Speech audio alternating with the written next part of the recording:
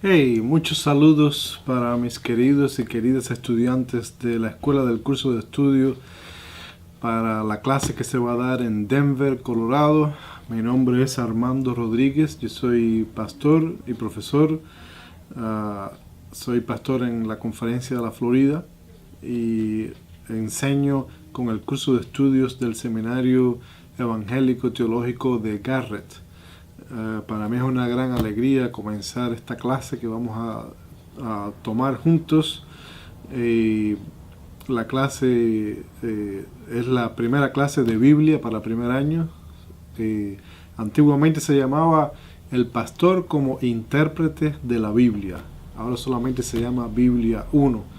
Y en esta primera lección que vamos a dar a través de la internet, nuestro propósito es dar la primera clase que le hemos puesto por nombre las presuposiciones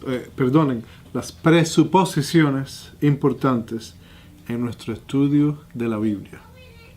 El propósito de esta clase primeramente es que ustedes y nosotros juntos podamos interpretar la Biblia correctamente. Vamos a intentar adquirir los principios básicos de interpretación de las Escrituras. Y lo primero que a mí me gusta hacer en esa clase es siempre enseñar cuáles son las presuposiciones importantes. ¿Qué quiere decir la palabra presuposiciones? Antes de que abramos la Biblia, ya tenemos una idea de cuáles son las preguntas que traemos a la lectura de la Biblia. Y tenemos una idea de cómo es que la Biblia responde a esas preguntas. Entonces, esas presuposiciones son muy importantes. Forman parte de nuestra cultura, forman parte de nuestro conjunto de creencias acerca de qué son las Escrituras y cómo deben ser interpretadas las Escrituras. Entonces, por ahí vamos a comenzar. Lo primero que voy a hacer es leerles un párrafo o un resumen de un párrafo de la disciplina de la Iglesia Metodista. Esta está en inglés, yo lo traduje. Lo que voy a leer lo traduje al español yo mismo.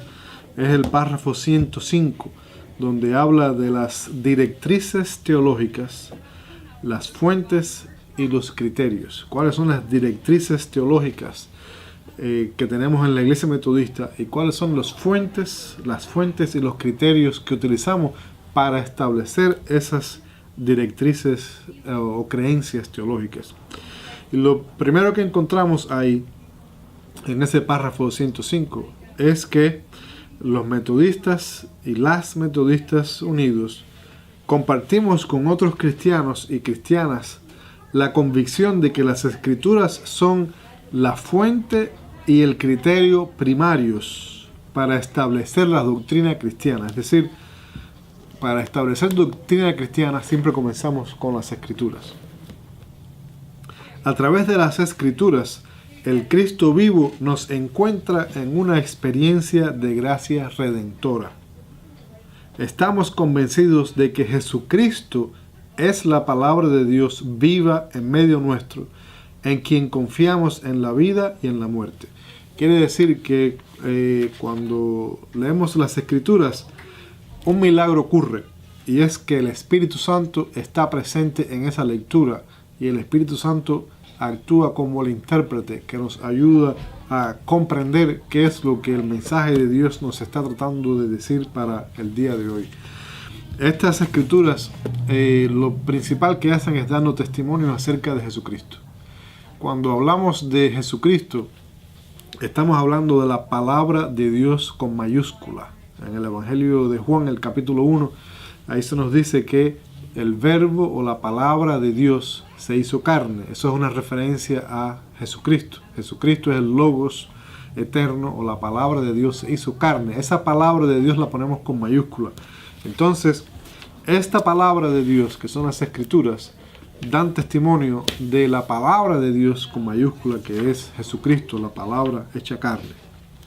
Entonces sigue diciendo la disciplina que los autores bíblicos, iluminados por el Espíritu Santo, nos dan testimonio de que en Cristo el mundo se reconcilia con Dios.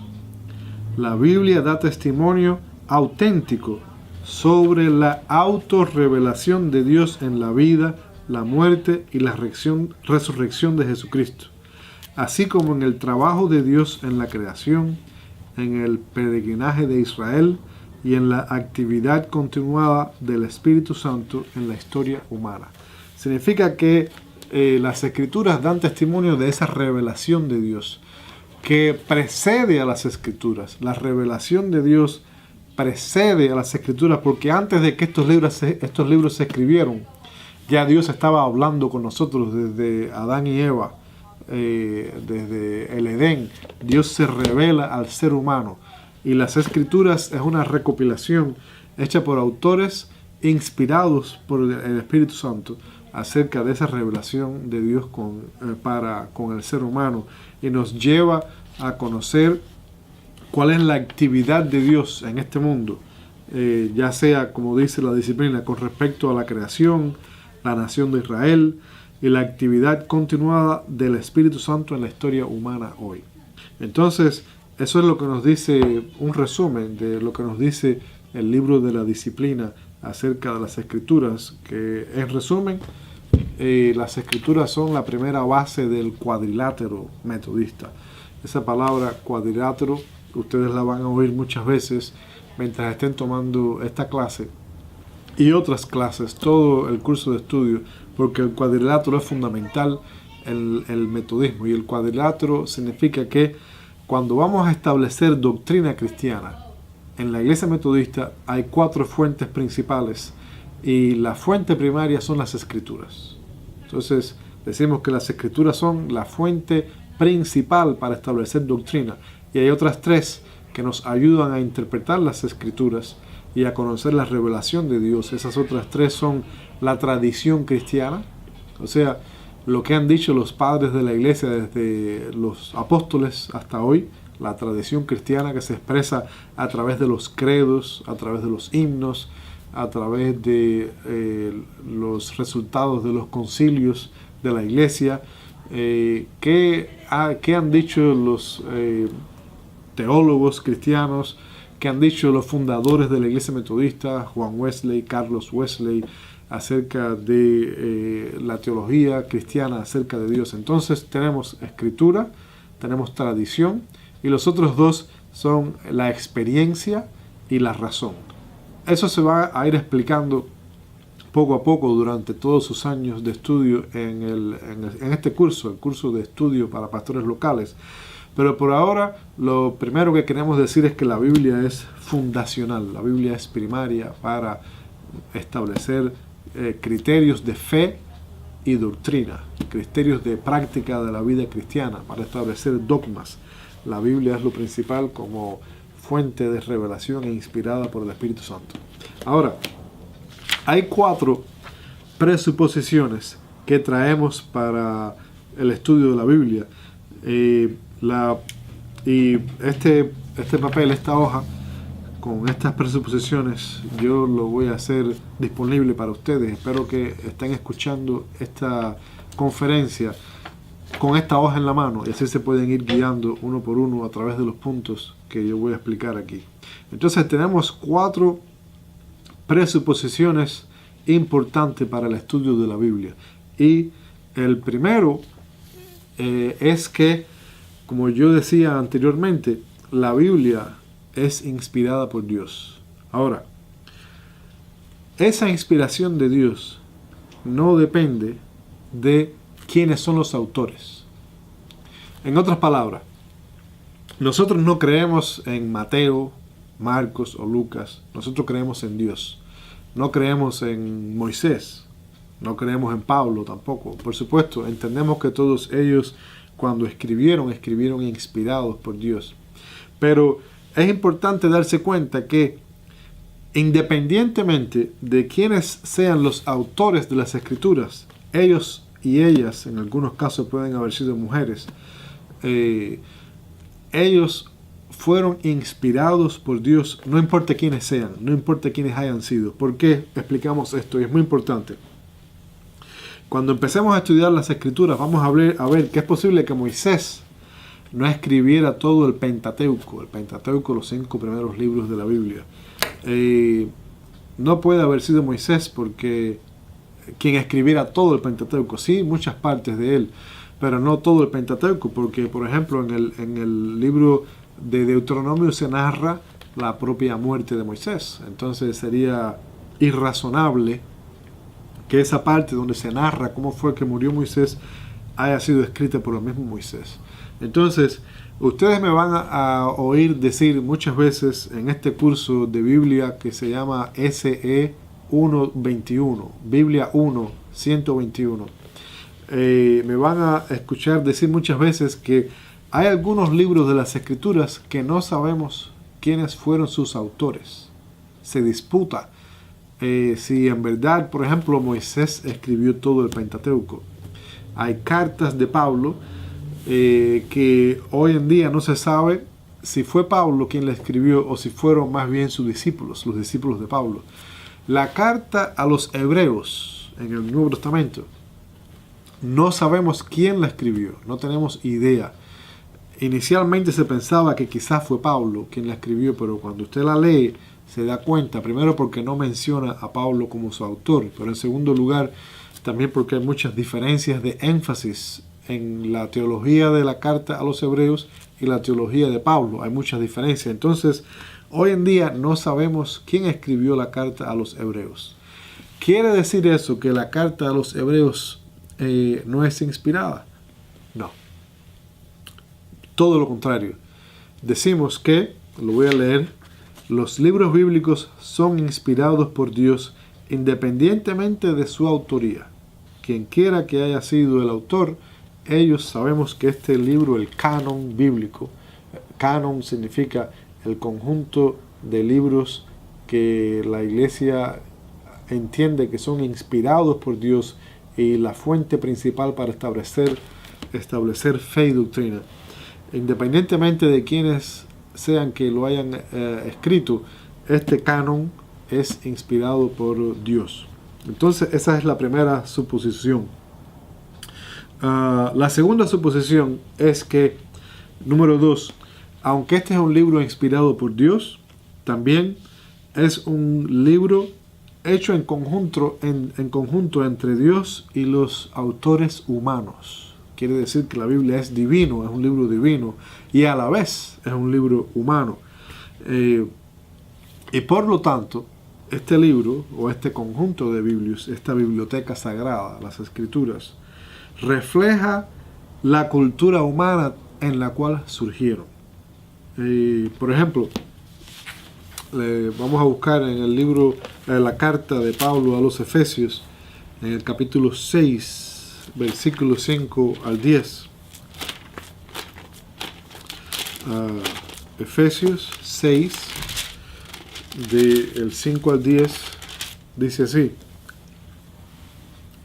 Dice, siervos o esclavos, obedezcan a sus amos terrenales con temor y temblor, con sencillez en vuestro corazón como a Cristo, no sirviendo al ojo como los que quieren agradar a los hombres, sino como siervos de Cristo, de corazón, haciendo la voluntad de Dios, sirviendo de buena voluntad como al Señor y no a los hombres, sabiendo que el bien que cada uno hiciere, ese recibirá del Señor, ya sea siervo, esclavo o sea libre. Entonces, esta escritura habla de la esclavitud. ¿Significa eso que la esclavitud es aprobada por Dios? No. ¿Significa eso que la esclavitud fue un mandamiento de Dios, que Dios instituyó la esclavitud? Para nada, todo lo contrario. ¿Qué significa esto? Bueno, significa sencillamente que cuando Pablo va a escribir esta carta a los Efesios, él se encuentra que por milenios la esclavitud existía como una institución humana, no divina. Entonces esta escritura sencillamente refleja la cultura humana en la cual la Biblia se escribe. Refleja la voluntad de Dios y también refleja la voluntad humana. En este caso, ¿cuál es la voluntad de Dios?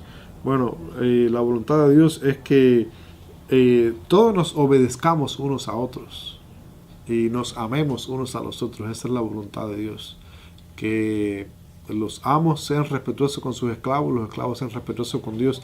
No porque Dios estaba aprobando la esclavitud, sino sencillamente porque era una institución que ya existía.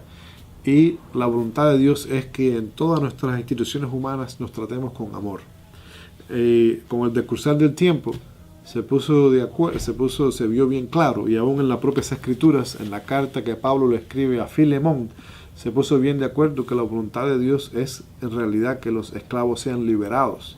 Y en el Antiguo Testamento existía lo que se llama la ley del jubileo, que decía que cada 7 años, y después del año 49, en el año 50, se debería dar la libertad a todos los esclavos y se deberían perdonar todas las deudas.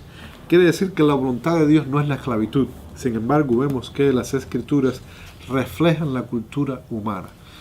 Esto es muy importante porque si aprendemos a distinguir, a encontrar la diferencia entre la voluntad divina y la cultura humana en la cual la Biblia surge, si aprendemos a ver esa diferencia, entonces pues no vamos a malinterpretar la Biblia.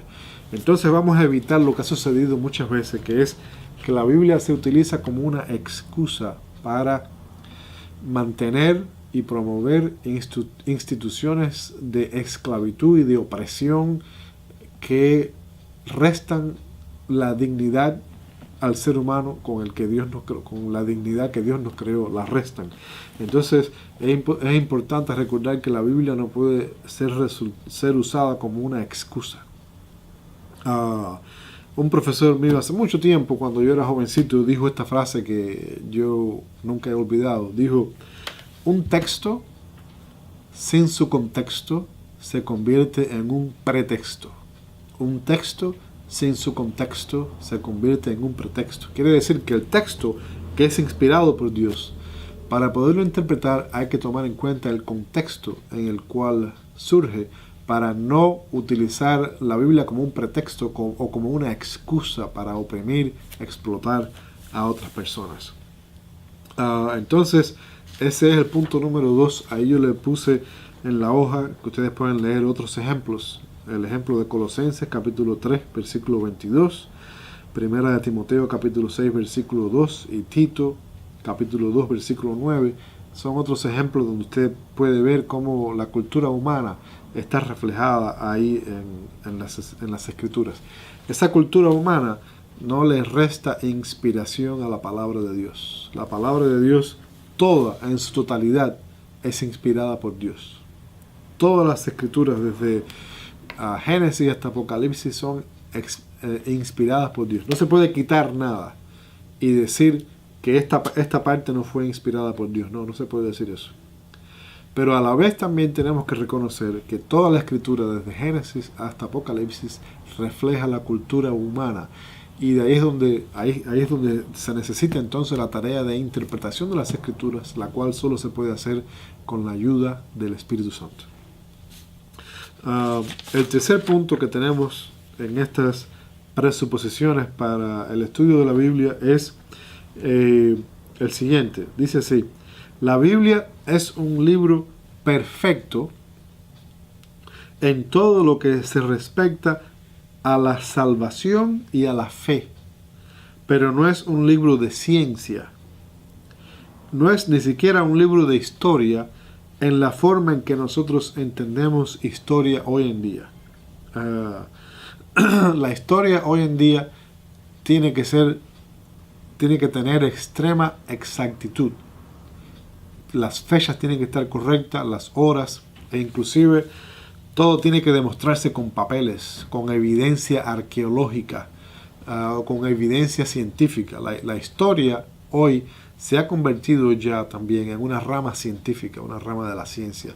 Pero cuando la Biblia se escribió, eso no existía así.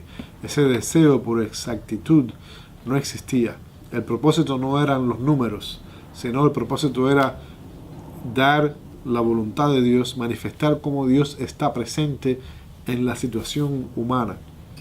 Y por eso en la Biblia no podemos encontrar la misma exactitud. A veces tenemos duda con las fechas, a veces tenemos duda con los lugares, no tenemos exactitud en cuanto a cuándo pasó esto. A veces no sabemos el orden en que algunos eventos sucedieron. Por ejemplo, en el Evangelio de Juan se nos dice allí en el capítulo 2 que Jesucristo no solamente convirtió el agua en vino, sino también que entra a Jerusalén y limpia el templo, purifica el templo. Entonces, de acuerdo al Evangelio de Juan, la purificación del templo tiene lugar al principio del ministerio de Jesús. Y sin embargo, cuando leemos los evangelios sinópticos, que son Mateo, Marcos y Lucas, en los evangelios sinópticos se dice que la purificación del templo se hizo en la última semana de la vida de Jesús, cuando él entró a Jerusalén antes de que lo apresaran para crucificarlo. Ahí fue que Jesús hizo la purificación del templo, cuando entra al templo seguido del Domingo de Ramos, seguido del Domingo de Palmas.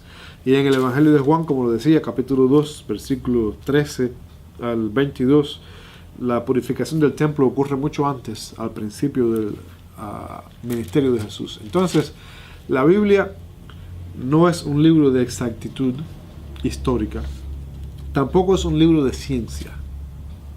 O sea, que la Biblia, su propósito no es responder las preguntas que la ciencia tiene hoy. Si usted quiere saber cuál es la razón por la cual hay lluvia, la Biblia no le va a dar esa respuesta desde el punto de vista científico. Si usted quiere saber cuál es la forma de la Tierra, aunque muchas personas dicen que ya desde el mundo de los griegos se conocía que la Tierra era redonda, pero el principal propósito de la Biblia no es explicar la forma de la Tierra, no es hablar de si la Tierra gira alrededor del Sol, como sabemos hoy, o si era como se pensaba antes en el mundo, antes de Copérnico y antes de Galileo Galilei, cuando la Iglesia Católica pensaba que la Tierra era el centro del universo y que todo giraba alrededor de la Tierra. Ese era un concepto equivocado que tenía la Iglesia Católica, producto de interpretar la Biblia como si fuera un libro de ciencia. Pero la Biblia no es un libro de ciencia, la Biblia es un libro de fe, es un libro de salvación. Por eso vamos a leer la segunda carta a Timoteo, el capítulo 3, versículo 14 al 17, y ahí se va a explicar esto. Entonces, segunda carta a Timoteo, capítulo 3, versículo 14 al 17, dice así. Este es Pablo escribiéndole a Timoteo. Pablo dice: pero tú persiste en lo que has aprendido y te persuadiste, sabiendo de quién lo has aprendido, y que desde la niñez has sabido las sagradas escrituras, las cuales te pueden hacer sabio para la salvación por la fe que es en Cristo Jesús. Toda la escritura es inspirada por Dios. Eso es lo que decíamos nosotros y lo que dice el libro de la disciplina. Toda la escritura es inspirada por Dios y útil ¿para qué? Bueno, dice, para enseñar, para redarguir, para corregir, para instruir en justicia, a fin de que el hombre y la mujer de Dios sean perfectos, enteramente preparados para toda buena obra. Entonces ahí se ve cuál es el propósito de las escrituras. Aquí Pablo no dice que la Biblia sea un libro de ciencia para establecer conocimiento científico. Al contrario, dice que la Biblia es un libro, en el versículo 15, dice: desde la niñez has sabido todas las escrituras sagradas, las cuales te pueden hacer salvo para la salvación por la fe que es en Cristo Jesús. Entonces, ¿de qué se trata este libro?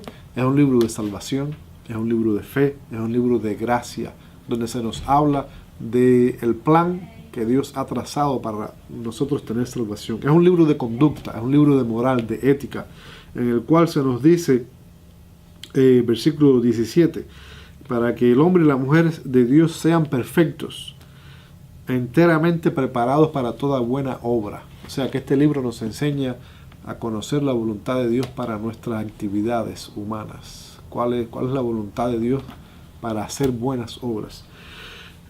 Esta pregunta es sumamente importante porque cuando hagan su aplicación para, ya sea para obtener la licencia como predicadores locales o para consagrarse como presbíteros, presbíteras o diáconos a prueba, y cuando se vayan a ordenar de presbíteros o presbíteras, le van a hacer esta pregunta que dice así, y la tienen que responder por escrito. La pregunta dice: ¿en qué sentido es que la Biblia es verdadera?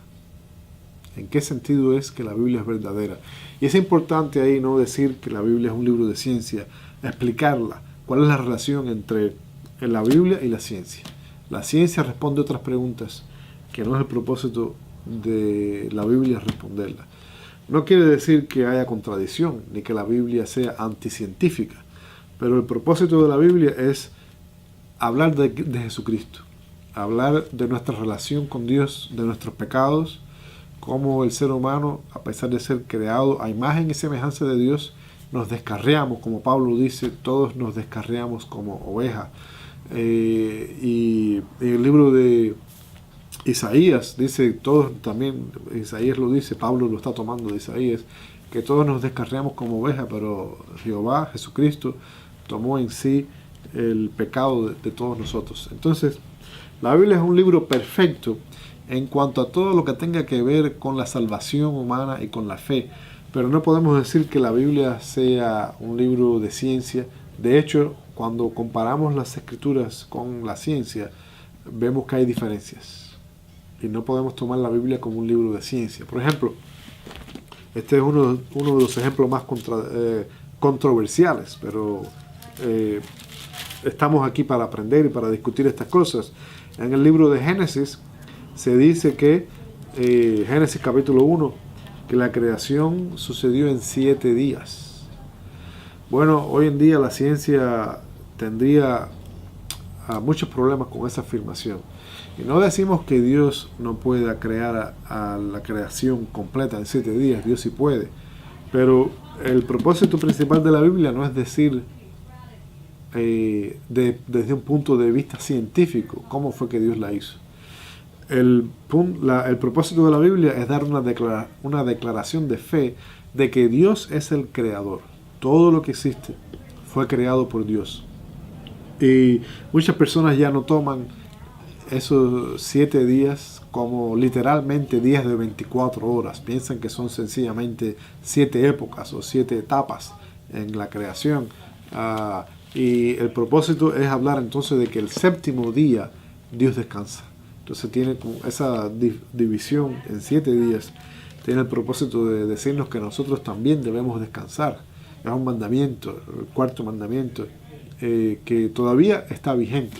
Debemos descansar un día a la semana. Y todo ser humano, incluidos los pastores y pastoras, deberíamos respetar ese mandamiento de descansar un día a la semana. Entonces, para resumir este tercer punto, la Biblia es un libro perfecto en cuanto a todo lo que tenga que ver con la salvación y la fe.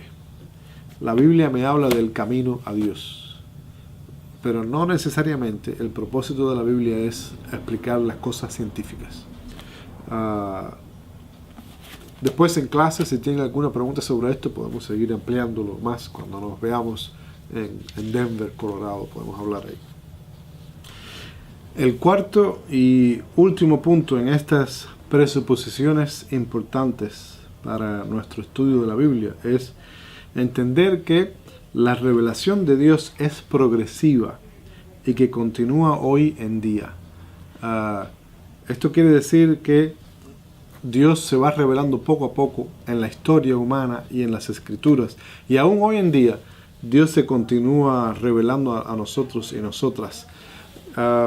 El entendimiento que tenían los antiguos en el Antiguo Testamento acerca de Dios no es el mismo entendimiento que tenemos nosotros. Por ejemplo, la Trinidad no se había reflejado claramente en las Escrituras, en el Antiguo Testamento. El hecho de que Dios es Padre, Hijo y Espíritu Santo.